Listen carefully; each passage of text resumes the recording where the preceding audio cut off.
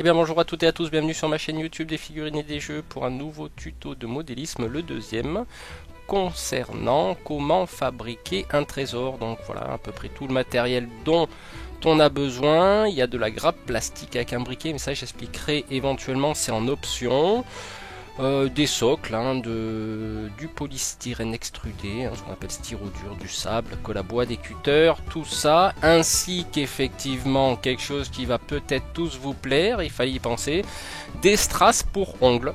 Donc voilà, pour tout ce qui est diamant, rubis, enfin pierres précieuses. Donc ça on peut l'utiliser pour faire des émeraudes sur des armures, des épées, et là on va surtout l'utiliser pour notre trésor. Allez, c'est parti.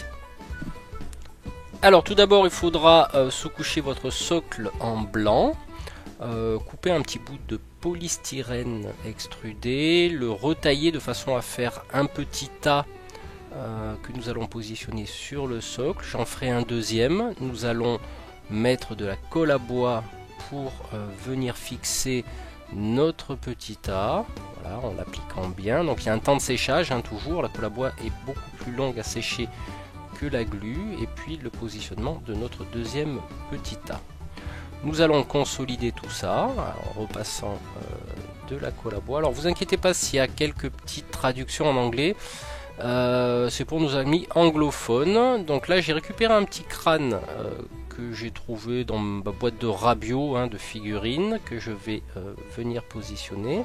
Toujours dans ma boîte de Rabio, une petite hache que je vais couper en rondelles pour symboliser quelques pièces de monnaie. Ensuite je vais passer à la deuxième option, faire chauffer de la carte plastique et ensuite l'étirer pour faire des petites pièces. Donc soyez en sécurité, faites ça en extérieur si possible. Donc prenez toutes les précautions de sécurité. Ensuite je vais retailler des petites rondelles de plastique symbolisant des pièces un peu plus petites. Je vais badigeonner l'entièreté de ma conception avec de la colle à bois que je vais tremper dans du sable. Je vais retirer l'excédent de gros cailloux de façon à garder que les petits. Voilà, je remettrai un petit peu de sable pour boucher les trous. Je vais prendre mes petites rondelles que je vais positionner toujours avec de la colle à bois à certains endroits de mon petit tas de trésors.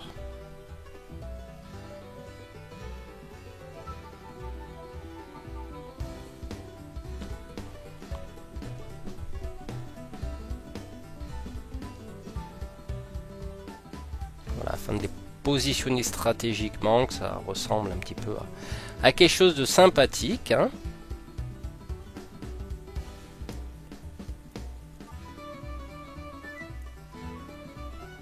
Alors une fois que tout cela est sec, je vais rajouter de la colle à bois et une base de blanc que je vais mélanger et mettre sur l'ensemble de mon petit tas de trésors, ainsi que du crâne que je peindrai plus tard.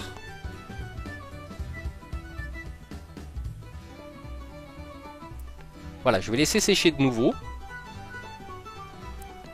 Je vais commencer à garnir mon petit tas de trésors avec de couleur gold, donc de l'or. Je vais peindre mon crâne on va dire avec du sable clair. Vous pouvez prendre aussi du couleur crâne de citadelle. Donc, toujours laisser sécher. Alors on va assombrir notre couleur or avec du soft tone sur l'ensemble du trésor ainsi que du crâne.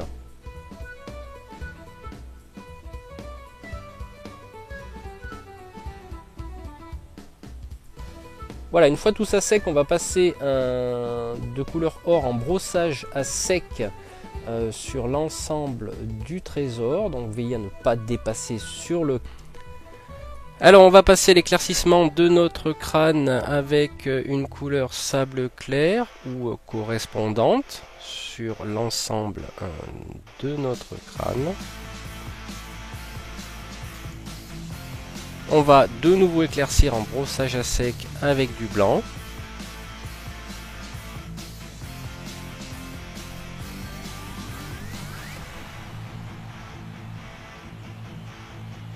Voilà, on passe ensuite à la peinture du socle. Alors j'ai choisi une peinture beaucoup plus sombre pour faire ressortir la couleur or.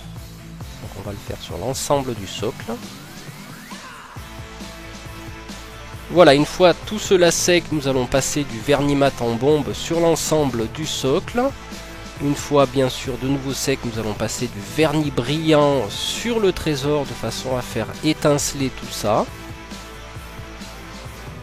Donc bien sûr on va de nouveau laisser sécher, on va passer à la partie la plus ludique qui est la mise en place des diamants, des saphirs, des émeraudes sur la totalité du socle mais en partie, ainsi que sur notre petit tas de trésors. Alors vous voyez c'est pas évident à prendre avec la pince, donc du coup j'utilise les doigts et j'utilise la pince pour positionner mon petit diamant. Donc voilà, vous les mettez un petit peu où vous voulez, de façon à ce que ça soit assez uniforme. Alors je rappelle que ce petit pion trésor peut être utilisé pour n'importe quel jeu où il y a une quête au trésor, où il y a un thème particulier, un pion objectif, etc.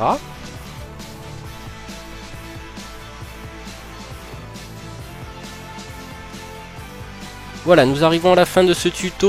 On va pouvoir positionner notre pion objectif pour Zombicide Black Plague, qui a un gros tas de trésors pour acheter des armes, des boucliers, des cuirasses. Nous pourrons également l'utiliser pour du donjon et dragon. Après ça, c'est selon votre imagination. J'espère que ce tuto vous aura plu. Je vous souhaite une bonne journée ou une bonne soirée selon l'heure à laquelle vous regardez cette vidéo. Je vous dis à très bientôt pour un nouveau tuto. Ciao, ciao!